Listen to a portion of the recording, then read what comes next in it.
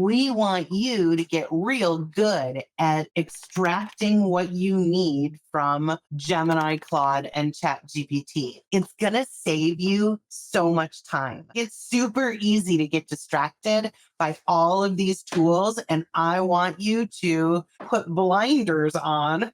Don't look at those tools unless you have a situation where multiple people in our industry tell you this tool is amazing. You have to look at it. Not one person, not two people, 3 or 4 people tell you that over the course of a month.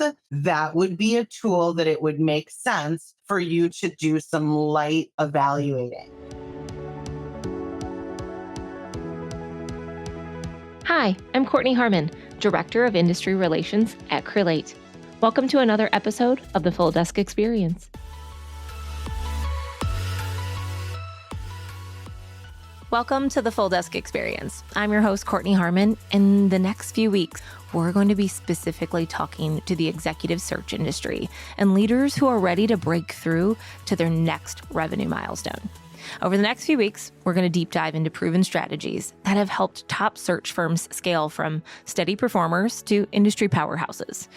This series is going to provide you with actionable intelligence that you need to scale and have sustainable growth. Each one of these upcoming episodes is going to bring you conversations from industry veterans who have successfully navigated the challenges you're facing right now. So tune in over the next few weeks. Join us as we uncover the strategic shifts necessary to transform your practice and capture high-value opportunities that are going to truly define your firm's revenue. Everybody, please give a warm welcome to Tricia Tamkin and Jason Thibeault from More Essentials. I have definitely worked with them before, and if you haven't, you're in for a treat. They have so many exciting things, and if you worked with them, you kind of know what to expect. So, Tricia, with that being said, I know you have a lot to cover. I'm going to jump out and you let me know if anybody has any questions. Feel free to put it in the chat. We will manage that. And then, Tricia, I'll come back on if there's any questions. That sounds wonderful. Thank you so much, Courtney. Amazing. Thank you. All right. Welcome, everybody. My name is Tricia Tamkin. I'm Jason Thibeault. And this is Future Proof Your Firm Strategic AI Decisions for Recruiting Leaders. Thanks for joining us. We know it's March, the end of March, but we're in Chicago and there's literally snow all over the ground. So we kept our winter thank you slide here. That is appropriate. And this is just some pictures of some people we found. Now, you can probably pick us out in here. That's us, and that's about as much introduction as we typically give. Yeah, because you know what? Doesn't it suck to go to a session where you want to learn something and then you have to spend like 20 minutes listening to why the trainers are qualified? If you guys want to know more about us, go look us up. We're easy to Google. This is really what we look like. But we're not on camera because it's hard when there's 2 of us sitting next to each other. So we're not on camera for you guys today. All right. Our objective. We want to walk you through the decisions you need to make if you are a firm owner regarding incorporating AI and what you want to do about AI. There's 6 major decisions that you need to make, and we're going to walk you through them. Now, this tech is moving super fast. Obviously, you're hearing it everywhere. You're seeing it everywhere. I just want you to know, think of how everything changed when we got PCs on our desks. Think of how everything changed when we had internet access, when we got cloud computing, when we got these massive computers that just sit in our pockets now for mobile. AI is bigger than all of these. Yes, the approximate growth rate of AI, the rate of adoption over about the first 18 months of its existence is roughly equal to the first 5 years of major internet. Not like ARPANET, stuff like that way back in the day. I'm talking like 1995 to 2000. That's the growth rate. That's how much growth we've seen, except in under 2 years. Yeah, it's pretty incredible. So let's address the question first that we hear all the time. This is the most common question that we're asked. Will AI replace us as recruiters? Legitimate question. No, but a recruiter using AI will replace you if you're not using AI. Right. This is how every tech change has come from the automobile forward. I'm sorry if you were a blacksmith back in the day, but now we just go to a tire place. When computers came along in 1980, and it was like, oh no, accountants won't have jobs anymore. Look at this QuickBooks. We don't even need the accountants. Of course, we need accountants, but we need accountants to know how to use those computers. The ones who didn't, well, they're retired. They are, right? So we're not going to be replaced by AI. There's too much humanity necessary in the recruiting process. And we wanted to just share this with you. I found this absolutely delightful. Anthropic is the organization that makes Claude, which is one of our favorite large language models. And just last week, they posted this. They're an AI company, and they're basically saying, no, please don't use AI when you apply to work here. We don't want 3,000 AI cover letters that look basically the same, right? Like this does not help us at all discern you as candidates. I also like to think that this means that there is a need for humans in the recruiting process, so long as we need to make sure that there's also humans on the other end. Yeah, so don't worry about AI taking our jobs. It's not going to happen. I do want you to be very worried about what happens to you and your firm if you are not on top of this technology, because it's a problem. You will get beat out by other recruiters who have tremendous efficiency and influence during the process. Yeah, it's kind of scary because we talked about that rate of adoption. If you combine it with this and this idea that you have to know AI and use AI, our rate of adoption is the same as that computers from 1980 to 1989. Like if you combine all those together, like we got to be on board with this fast. Now, like you're already behind the curve if you haven't already started implementing. So in case that's you, let's take you through some of the decision points. Like I said, there are 6 of them, okay? And we're going to walk you through all 6. I'm going to encourage you to make these decisions before doing anything, okay? So the first thing that we have to decide, as a firm owner, are you going to optimize your firm or are you going to optimize the individual recruiter, right? So there's pros and cons to both. Here's how to think about it. So if you've got this restaurant and you develop a signature recipe and you've got, your whole theme for your restaurant and you want this to be a chain that survives chef turnover, or do you want these like all-star chefs that are super well trained that may very well join a competing restaurant or frankly start their own place up? Sometimes I've thought about this as almost the Henry Ford effect. Like Henry Ford didn't need to hire more Henry Fords, right? He needed to hire people to do the work. Well, in this case, we might be interested in some sort of place that survives regardless of chef, which means we own the product. Right. So let's make the assumption that you're going to go in the direction of optimizing your firm and not optimizing the recruiter, right? What ends up happening for you is you don't have as big of a risk of the person you developing leaving and starting a competitive company, right? You have standardization across your company, which is much easier to scale. That's awesome. But it takes a lot more work up front. Well, and I was going to throw out this idea of recruiter resistance. Sometimes you do run into some. Now, on the other hand, sometimes growing people and making them be the ones, that's going to cause resistance too, where they're like, you know what? I didn't really do my training yet. Like I didn't go through this. When you focus on your firm, it's just a thing that's in place at your firm. Right. Now, could you optimize your recruiter? Of course you can. You're going to see more productivity. You're going to be able to attract more entrepreneurial people, and you're going to get there faster. Okay. The problem with it, like I already said, is that you're developing people that can leave and become your competitors. You mean entrepreneurial people that you mentioned in the fact? Right. Those very same people would be the wrong people that we want to bring in because they are going to take some practice with them, or they're going to become competitors, or just learn from our business and go make their own business. Right. So there isn't a wrong answer to this question. Some of our questions, there are wrong answers, but this one, there's not. Every firm is different. How you want to approach this is entirely up to you. Both of them are good options. And sometimes your best choice is to blend the two together, right? The only thing that would be wrong in this is if you just wing it. Like, don't wing it.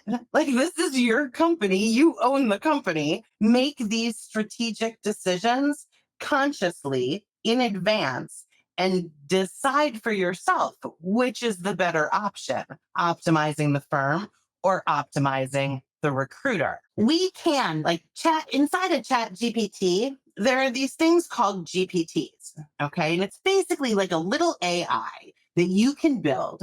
And the beautiful thing about it is all of the instructions for those GPTs are private to the person that built them. And those instructions are the gold, right? Those are basically baked in prompts inside of a little GPT. And you can make all of these for your firm and just give access to your employees. Then they can't take it with them. Yeah, an example of this might be I have a GPT or miniature AI tool that is going to be used for something like I'm going to make a candidate presentation. Now I can have all of my employees learn how to do it, not just learn how to write them, but learn how to make the AI help them write them. Or they could just go right into the tool and do it automatically. The second one doesn't foster as much growth, but it also makes sure that our presentations look pretty much the same every time in formatting and style and so forth. And but again, that technique doesn't walk out the door. The blended solution is to have at least somebody on your team that can build them yourself,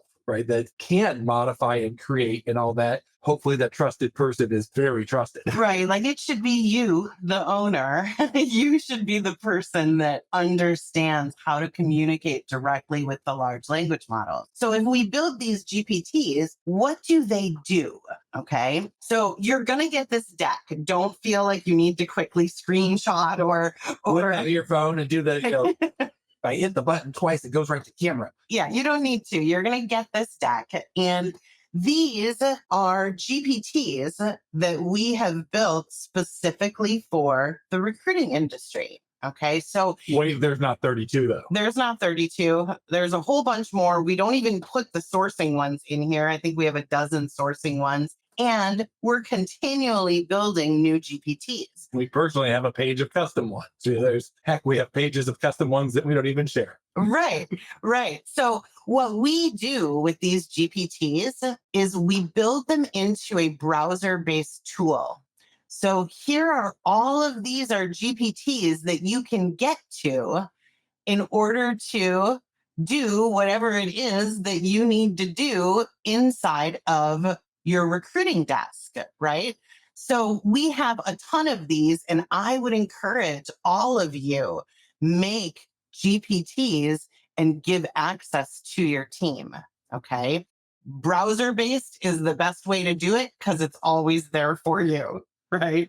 So these are some of the different areas that we make GPTs. And I mentioned something at the beginning. A lot of times what you're hearing when it comes to AI is operational efficiency, right? Can you drop the candidate notes and their resume and the job description into a GPT and have it write your entire candidate presentation for you in your format?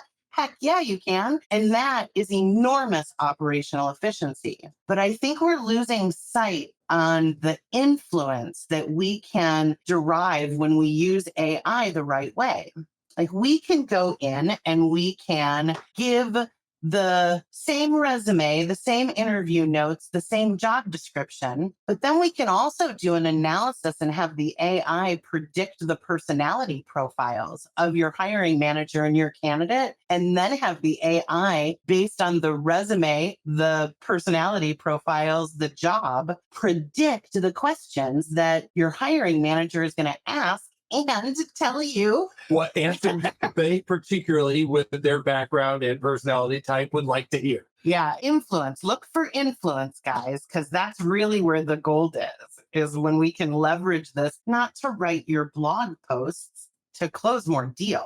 That's what we want it for. Right. A little bit of me that's got a lean manufacturing background always looks at trying to eliminate my pinch points. What are my slow points in my process? And now I get to say, instead of who, what assistant, what GPT can I write to eliminate that? to make it a faster process. Yeah, it's fantastic. So that's your first decision. Your second decision is who's paying for it, right? Are you going to pay for the cost for your team to have access to, ideally, ChatGPT, Gemini, and Claude, right? Or are you going to make them pay for their tools themselves, right? We have to consider who owns the account when they leave. It's a big issue. Now you have, choices. I like to think that if you've got a construction company, you have choice A is buy all the tools, high quality tools, get them in like a trailer and take them out to the job site and you put them in place and everyone can use the tools and everyone has to return them. Maybe even paint them pink so that they don't wander off. Choice B, though, is you hire craftspeople who bring their own tools, costs you nothing. You say you got to have your own toolbox and tools to do the job, and they bring them and they take them with them. That's how it works. It's not an asset to you at any point. And if the right wrench at this point is with Jim, who's homesick today, that's just how it is. Right. Now, we're going to tell you there is a wrong answer to this decision. Don't make your team pay for their own tools. Don't do it. Like, I would even encourage you to pay for them yourself and have them set up their own just for you Gmail account. And you have the password to that account and they have the password to that account. And that's the account they use to set up all of their AI tools. And then when they leave, those accounts are yours. All of the past chats are yours.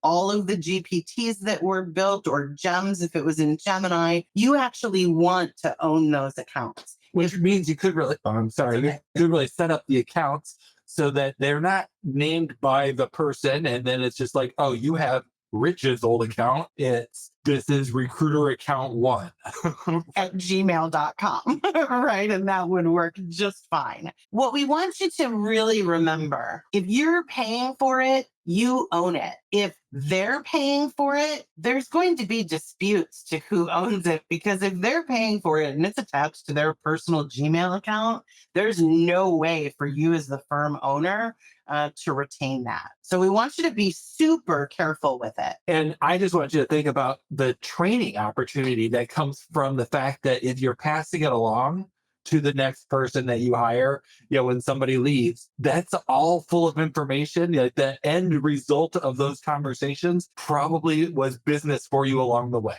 Yeah, it certainly was. So this is our tech stack. This is what we pay for all of our employees. OpenAI's ChatGPT, only the $20 version. Google's Gemini, only the $20 version. And Anthropic's Claude, the $20 version. Now, these are, in our opinion, the 3 best large language models that exist right now. There are others. and a number of them there's certainly tools and wrappers that are targeted straight at recruiters. There's Copilot and Perplexity and DeepSeek, which are all good in their own right, though maybe I wouldn't say DeepSeek is. I would say generally avoid that one. But this is inexpensive for a tech stack. It really is. So when these models first came out, Jason and I went hot and heavy into ChatGPT. I will tell you, I fell a little bit in love with it. It was amazing. The first class that we taught on Gemini, Jason taught the entire class. I just sat there and asked questions because at that point I had never put hands on it. I was one of those people that just locked into ChatGPT. And I will tell you, Jason kept telling me Gemini is great, Claude's great. And I didn't believe it until he came to me with some writing that was done by all 3 models. And he's like, hey, look at this. I gave the same prompt to GPT, Gemini, and Claude. I want you to read what they wrote.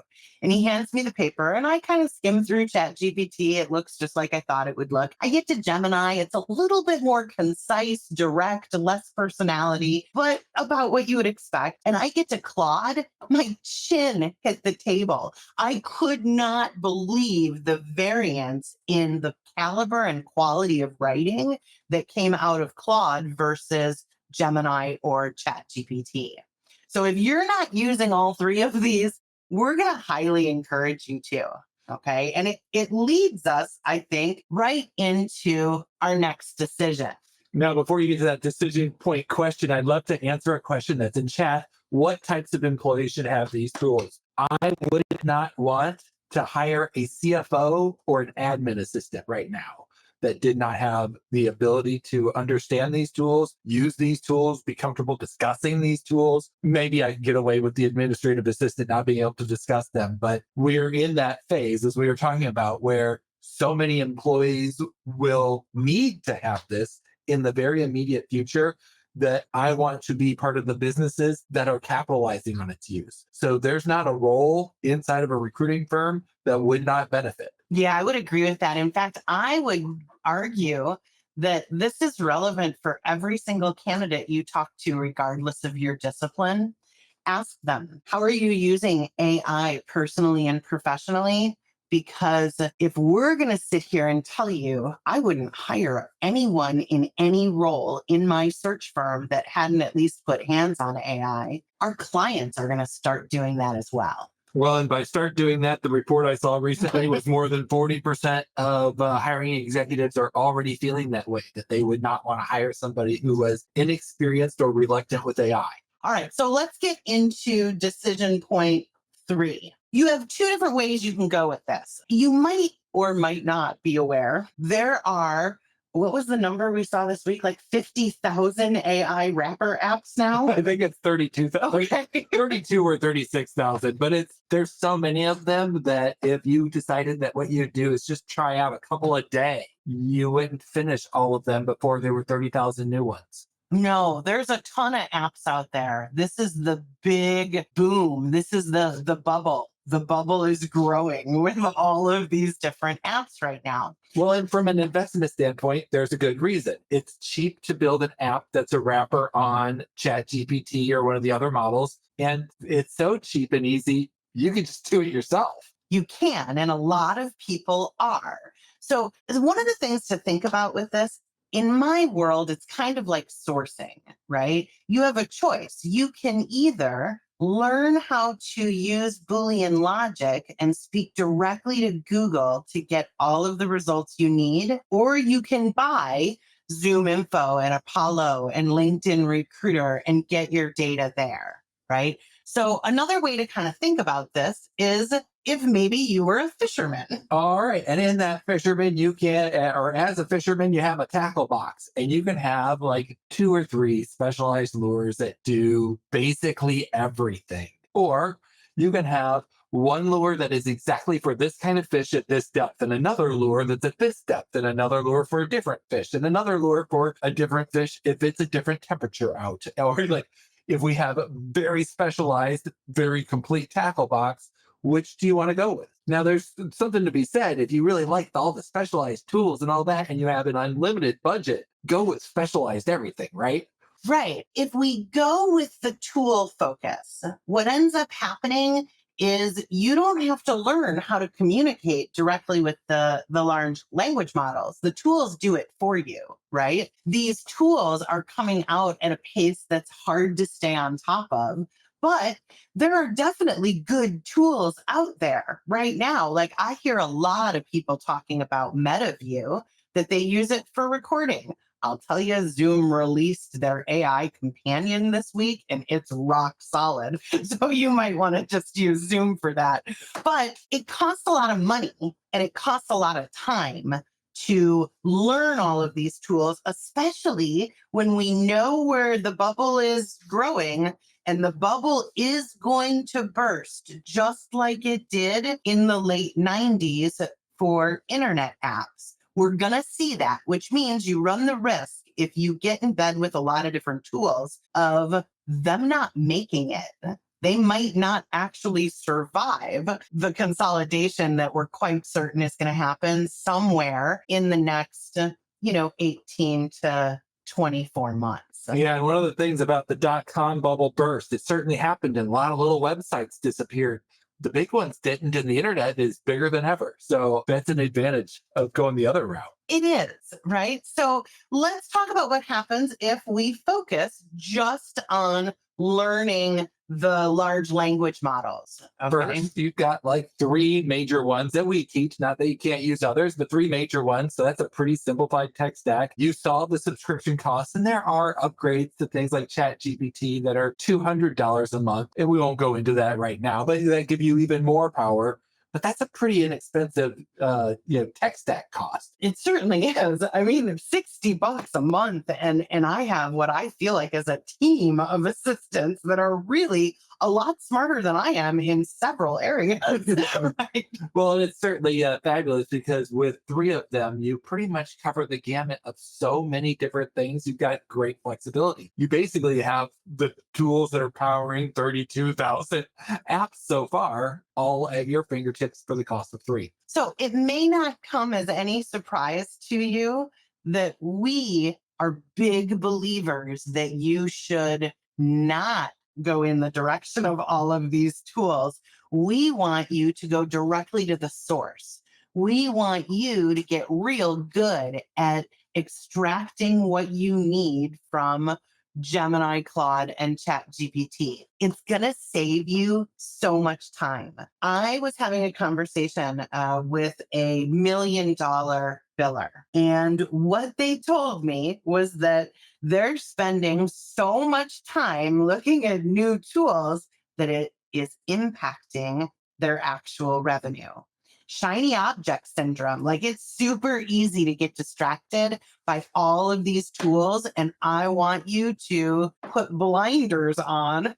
Don't look at those tools unless you have a situation where multiple people in our industry tell you this tool is amazing. You have to look at it. Not one person, not two people. 3 or 4 people tell you that over the course of a month, that would be a tool that it would make sense for you to do some light evaluating. Yeah, it's interesting. I had somebody mention an AI tool that they were excited about and wondering when it would get bigger. And I went and I looked at those LinkedIn insights for the company, and I found that they'd reduced their workforce recently by 32%. And I think the answer is they're not going to be releasing a better version. No. All right, John, it's almost like you're a plant in class. John just asked, how do we learn how to use these large language models to build GPTs and gems? Of course, we're biased, but we think you come to us for training. Okay. We have not just the best AI program in the recruiting industry. I'd argue it's the best AI program in any industry. Yeah, Okay? we have a session every week so we can keep everyone up to date on the newest things that are happening in the world in AI. And if I tell you more about it, it's going to start sounding like I'm selling. Yeah, we'll do that at the end. We don't like to sell in the middle of our sessions. We give you warning, like, hey, we're going to sell now. So if you want to hightail out of here, go ahead. We're not offended.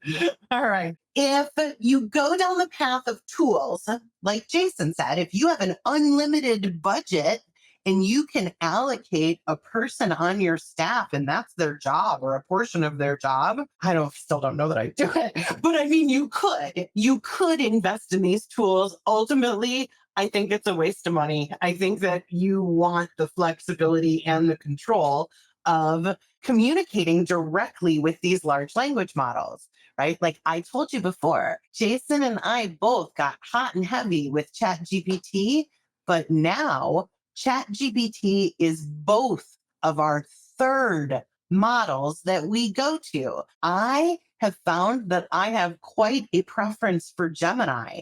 I go to Gemini first, then I go to Claude, then I go to ChatGPT. I would say that probably my top one that I go to is Claude, so much so that sometimes my thumb on my phone instinctively hits there, even if I'm thinking ChatGPT for this one. And then probably I do Gemini second. Now, that said, if I was only going to have one, it would probably be ChatGPT. It's the most versatile. It's the longest writer, and I can always make something shorter easier than I can make something longer, right? There's a lot of advantages to it. It's very flexible, but when you are that, very flexible, I will call it, comparison of an SUV, you just don't have all the capabilities of the also flexible sports car, right? So sometimes I want to take the sports car out, and sometimes I want to take, the sedan. Right. I mean, and each of the models do different things. So part of what you have to learn, part of the learning curve is which model to use for which thing, and not to further complicate it a ton, but inside of ChatGPT, Gemini, and Claude, each of those have multiple models inside of them. And to complicate that further, they keep changing every almost month, at least one of them is going to release a new version or an update of some sort. That's why we teach every week on it, right? Because it just changes way too fast to stay on top of. And we even see we had the mention of gems. Gem is a creep from GPTs. GPTs were first. Gems are basically a copy. Now, if we think about this in terms of features of different things, you might think, well, eventually it gets down to I only need one. Maybe we're not there yet. Just because we added all-wheel drive to the sports car doesn't mean I want to take it out on a winter day. So you're going to use the different models in different ways, right? All right, let's go to our next decision point. Decision point number 4. Are you going to do an audit in your firm to strategically determine where you want to integrate AI into the process? Or are we just going to kind of wing it and implement as we go? Now, if you are looking at any type of audit, there are 3 areas that a search firm needs to audit: the recruiting process, the sales process, and your back office. All 3. That's why Jason told you, Mary, all employees, right? Because that's what we need. We need across the whole company, where can we implement AI? I want you to imagine planning a vacation. We've been at this a little while now, been talking for half an hour. You can use a break. So it's mental vacation time. Are you going to plan and research and book the whole thing out, know where you're basically going to stay, go and do for the trip? Or take the ADHD approach, book the flight the night before and get the hotel for the first night while you're there. And then just decide, see where things are going to take you. It's vacation after all. Oh my God, I would have a complete nervous breakdown on choice B. I just want you guys to know I could never do choice B, book the flight in the first night hotel. I'd be having panic attacks on the plane, right? So clearly you probably know that I am a fan of the audit. I think the audit is a much more strategic approach. This is the idea of not winging it. Really sit down and go through your entire workflow. I kept a Post-it note on the bottom of my center monitor for almost a year that said, how can GPT support me in this? Because you have to get into a habit of asking that question. You will forget that you have this giant tool that can do so much for you. Like, I don't need tech support. Well, sometimes I still need tech support. Jason just helped me yesterday. But for the most part, I don't need tech support anymore because I can just go into an AI and ask them for tech support, right? So it's okay to just use it ad hoc. You're going to get a lot more value if you're more strategic about this. Yeah, to give that kind of vacation idea again, just think about the restaurants, right? That little yeah, sure, there's so much freedom. Just pick any restaurant. If you can truly pick any restaurant, maybe you'll have fun. If you are really going to say, all right, well, we need to eat now. So now I'm going to spend an hour of my vacation looking at restaurants and Yelp reviews and what's close and what has seating available right now. And wow, this is not as much fun as a vacation activity as I was hoping for. Oh, it sure isn't. That's what happens when you try to take a tactical approach sometimes with implementation. You're going to end up in a situation where, all right, now I've got to review all these tools because I've decided I suddenly need this tool because there's no plan here. Right. So audit first. Okay, audit.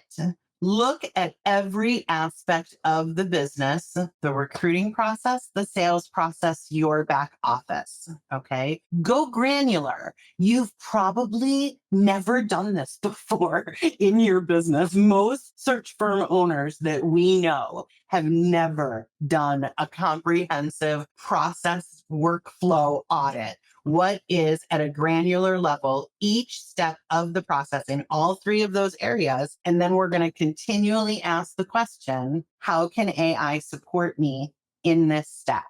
What can AI do for me in this step?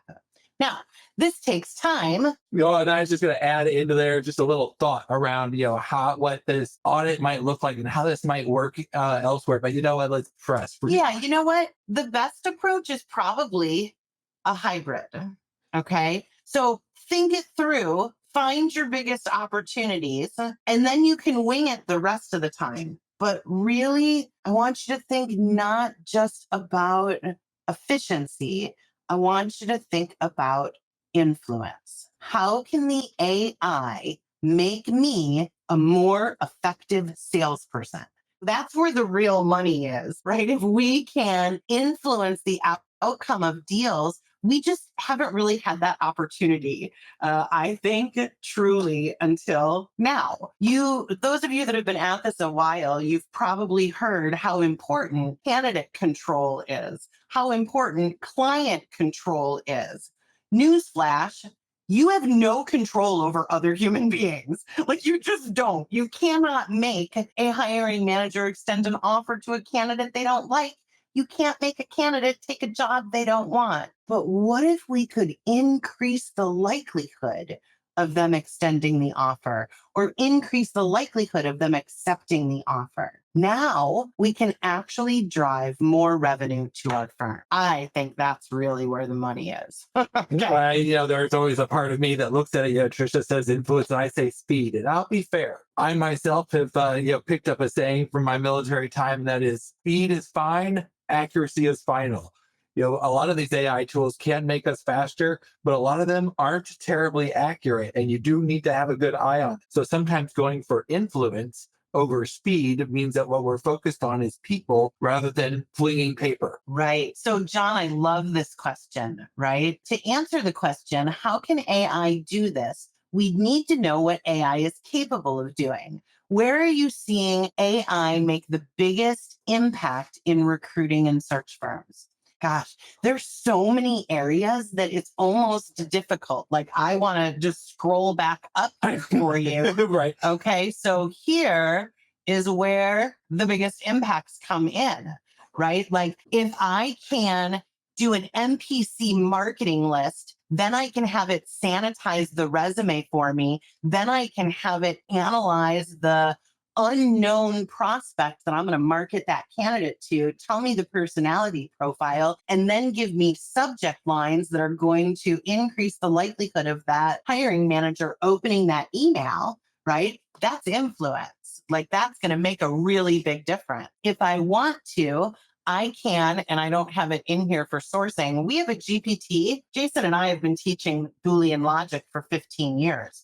We have a GPT that we built, and it was a hard one to build, but we made it so that you can drop the job description in and it will write your LinkedIn, Zoom info, Apollo, and Facebook search. I think we took off the Facebook, turned it into Meet the Team. Meet the Team. Okay. So it'll write 4 search strings for you that are our search strings. Okay. Because you bake your own IP into the instructions. So, like, if we looked at all of your candidate presentations, every one of you has a different standard candidate presentation, right? What you would want to do is you would want to articulate very specifically, as if you were talking to somebody who didn't speak English as their first language. And you want to say, the first section is this, list it out this way. Here's the example. That's what you want to do, right? And give it the instructions so that it writes your candidate presentation the way you want that presentation written.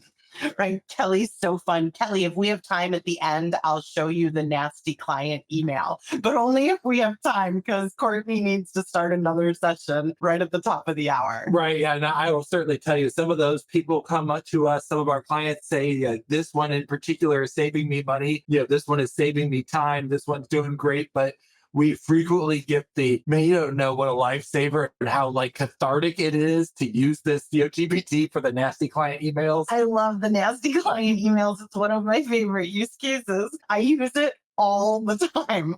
All right. So here's our next decision point.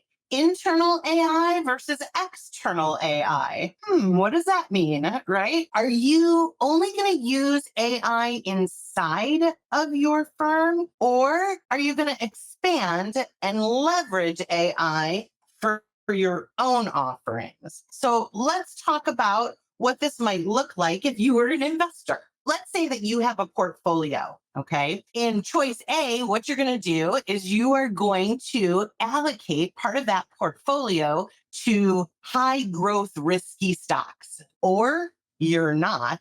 You're just going to optimize your core holdings. So if you're just going to implement AI in your firm, your choice B, right? If you want to get a little bit riskier or gutsier with this, then we're going to have a lot more reward. So I want to give kind of the AI example of that. So if I've got AI working internally for me, right? If I produce a candidate presentation and then I review it and then I send it to my client and I skip along feeling like I saved an hour, I've only used it internally, even though I've sent it out externally. If I use an AI system to answer my calls and direct them and help people out and possibly start doing pre-screenings, and that is external. Now it's facing outwards and it's interacting with people outside of my firm. Right. I am of the opinion right now, and I'm just going to make this recommendation to you guys. I've been screaming this from the rooftops for at least 18 months. I don't care what industry you support,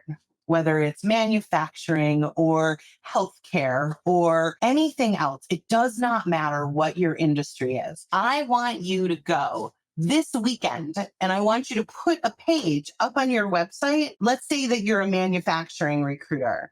Why don't you have a page on your website that says the intersection of manufacturing and artificial intelligence? And then I want you to put content on there about what's happening in the world of AI, the fact that all candidates should likely have some exposure to AI, regardless of what they do for a living, and that you specifically are positioned to be able to support AI-focused placements. We're going to see a ton of them, and I want you guys to get in on that action, right? We got to get those websites up. Yeah, it's so interesting. I was just reading a company that was talking about how it uses AI for sales forecasting and to know what they need to make and all that. They make carpets. It's a carpet company. Like AI is coming into everything, everywhere, all at once. So go start your AI niche in your industry. Ask everybody you talk to, how are they using AI? How is it incorporated into their specific role? If you can get ahead of this and start aging that page on your website, you will ultimately have inbound leads from the search engine optimization as people start looking for manufacturing AI recruiter, right? You want this. There's another direction you could go with it, though, right? As AI has become so prevalent, there's a whole lot of AI being used in the interview process. Fake people, deep fakes on Zoom. People, like I just read an article, tell your candidates this, don't say, in an interview ever, because that's the indicator that you're reading the AI answer. Right. So let's start prepping our candidates for that, because that was published last week. Well, it means that one of the things that we can do is really talk about how prevalent the AI fraud is, what we're doing about it, how we're solving it, what guarantees really that we are humans, making sure that we're talking to humans, presenting you with humans, because that's what we're doing. Even if they're humans that are AI engineers, we bet that you want a human. So that's what we're trying to find you. And so the fact that there's so much nonsense, we call out the nonsense, agree that it exists, don't hide from it, and not be it. Right. So let's do our last decision point, right? Are you going to invest in training, or are you going to go through a direct exposure and self-guided exploration? I will tell you, Jason and I, self-guided. We started the weekend it came out, Thanksgiving weekend of 2022. I had an 18-hour conversation with ChatGPT. It taught me how it's structured, how to prompt it. I did all of it and learned it through the model.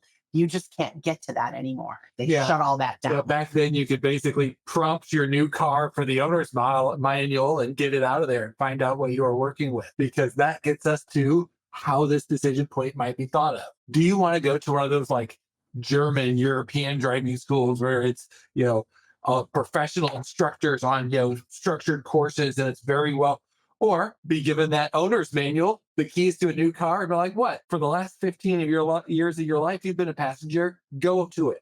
Oh my God, here comes my panic attack. On choice B, that's my panic attack. You hand me keys and I don't know how to drive. And now I have to read a manual and operate a heavy machinery. Yeah, no, that's not going to happen. Please understand, when it comes to this decision, we have to call out our own bias. We are trainers in AI. Of course, we think that you should go through a structured program and have formal training in it, right? It's going to make your adoption and your ROI so much faster. You're able then to build competitive advantage for your firm. We can't lose that opportunity right now. Well, and it is so early. And, that 18 hours that Tricia may have spent, all the countless hours that I've spent along the way, what's great is with formal training, whether it's ours or somebody else's, what you're getting is hundreds of hours to get you to the 18 valuable ones. Right. So you don't have to hire us. Okay. I mean, you should, but you don't have to hire us. You do have to hire somebody. I'd hire me. I'd hire you. All right. So what we're going to do from this point is we're going to take a moment and tell you what this program is. We're going to do it really fast, though, because I want to give you time for questions. And maybe, Kelly, I can get to the nasty client email. All right. So AI for recruiters. It's not a training class. It's a membership. It's a whole year. We are on our 5th version of teaching the whole thing from scratch again, which we're doing starting Monday. And then we meet every Wednesday at 3 p.m. Central for a whole year. And what Jason and I do is give you the updates to all the models, the things that have changed, what you can start doing now. We bring you the news, we bring you new use cases, and then we open the floor for anyone in the room to be able to ask us questions. Now you'll see here it says free with the Mars program. We just launched this month, and it is the single greatest program we have ever delivered, and it includes AI4. It's an entire organizational development framework where, while you don't have to go through all of it, you can do some of it. You can do certain days of the week. You can do certain types of sessions. There's paths to follow, but there's access to Tricia and I to answer any recruiting question or guide you through a process, help you through a close 5 days a week. 5 days a week. Okay. So we were running into problems where we were privately coaching owners, but how do we really help you scale your firm if we're not developing your whole team? So this isn't based on the individual, it's based on the company. Okay. What happens is you get from us not just daily support, you also get our full business development program, our full recruiting program, our full AI program, intro to recruiting. It's all of our major sourcing too. It's the whole sourcing program, the AI4 tool, the sourcing tool, a weekly newsletter, and which is also awesome. Yeah. And then 200 hours of individual deep dives into recruiting related topics. You can literally hire recruiters into your firm and never have to train them. We'll do it for you. Okay. Here's the pricing. If you have 1 or 2 people, it's $1,900 a month. 3 to 10 is $3,400. 11 to 20 is $4,900. And it's a 6-month commitment. And then it's month to month from that point. If you're with us and you decide that you've gone through all of that training in 6 months and you're done, you still keep the tools.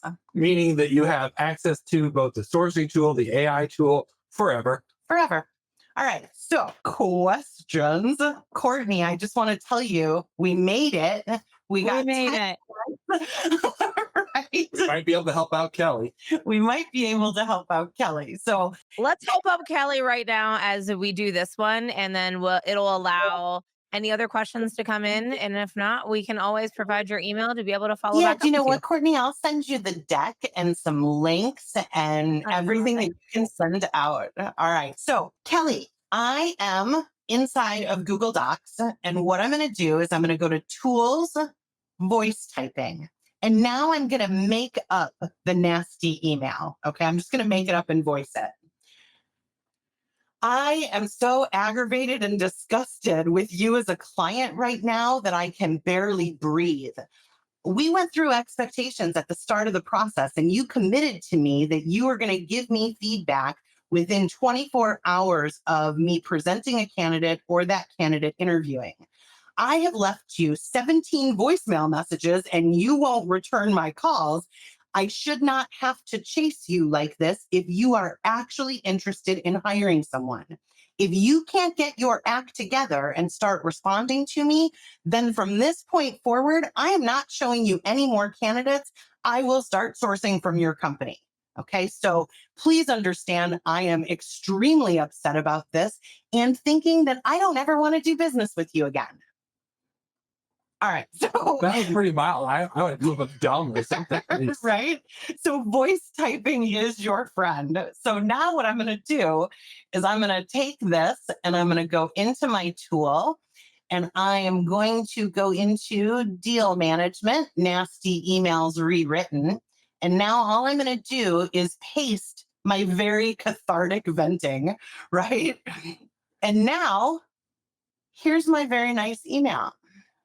That is a whole lot nicer than what I said, right? So let's go like this. Too hard. Soften it and don't mention the 17 calls. I was exaggerating. I can't spell that word. All right. So now here's a softer version of it, right? The lovely thing about this process is to give you the opportunity for the cathartic verbal venting. That's what's awesome about it. You get to say everything you want and it'll write it for you in a way that is going to be a little bit more palatable to your client. Well, and I wanted to add that using the apps, whether it's the ChatGPT app on your desktop or your phone or Claude or so forth, as opposed to going into the browser, in the apps, you'll usually have your voice control right there. You don't need to go from one to the other like we did with Google Docs. But I do think it's great because at least one person pointed out that they did not know that there was voice typing in Google Docs. Yes, and in all three language models that we talk about. Yeah, we use voice to text all the time. You saw how good that was. I mean, like I was going fast and it doesn't miss a word. It's lovely. Yeah, Gemini's voice to text is what it is powering that there. Gemini's browser-based voice to text is also very good. And it's probably one of the reasons Tricia goes there so frequently is because it can be faster and easier on your hands than typing to talk. All right. So I think we covered all the questions, Courtney, and we're going to give it back to you 5 minutes, 5 whole minutes early. No. It's all right. It's definitely early. There was 2 questions. Sarah asked, did you share the GPTs that you built? I thought you did that last year. I can't find them now. And then Kurt asked a question as well. Yeah. So, Sarah, you have to be in class to get those GPTs. A lot of times, what we'll do in sessions is we'll make them. And then here's what you can do. Like you can make those GPTs and then I change it at the end when I turn them off. And I change it to say, oh, sorry, anything that they put in, the message comes back and says, sorry, this isn't available anymore. Here's the link to AI for recruiters. But think about it. You could make GPTs for your clients or candidates and embed ads in them. It's very cool. I also would love to answer this question from Kurt. Using your nasty email example, will the AI use your style of speaking in the voice to text and keep it? Yes, we can have it do that. It wouldn't be the one in the style of speaking in the voice to text because likely that one would be too angry. But we can program 2 of those 3 models, both Claude and ChatGPT, to hold and maintain our own personal voice. And it's so easy in Claude. My God, when we taught it in GPT, it was an hour and a half, very difficult session to teach. Now you can do it in Claude in 30 seconds. It's amazing. It's very convenient. I think it's going to make it much harder for teachers to catch the cheating in the future. Yeah. Like, well, it doesn't sound like ChatGPT. It sounds like them, but how did they suddenly know all of this? It's going to get interesting. That is for sure. Tricia, Jason, thank you so much. I love having you guys on and your energy and so much excitement. If you want more from Jason and Tricia, there's their emails. Look at them putting their cell phone up there, easy access to them. They are truly some of the best. So guys, thank you so much for sharing your time with our audience. There were some amazing pieces. Thank you so much for your time, guys. Have a wonderful day, and we'll be sure to send everything to you. Thanks, Courtney. Bye, everyone. Bye. Talk to you soon. Thanks for tuning into the Full Desk Experience, specifically focused on the executive search industry over the next few weeks. Tune in next week as we talk to the next industry veteran that you're going to learn the best tips from. Have a great day. See you next time.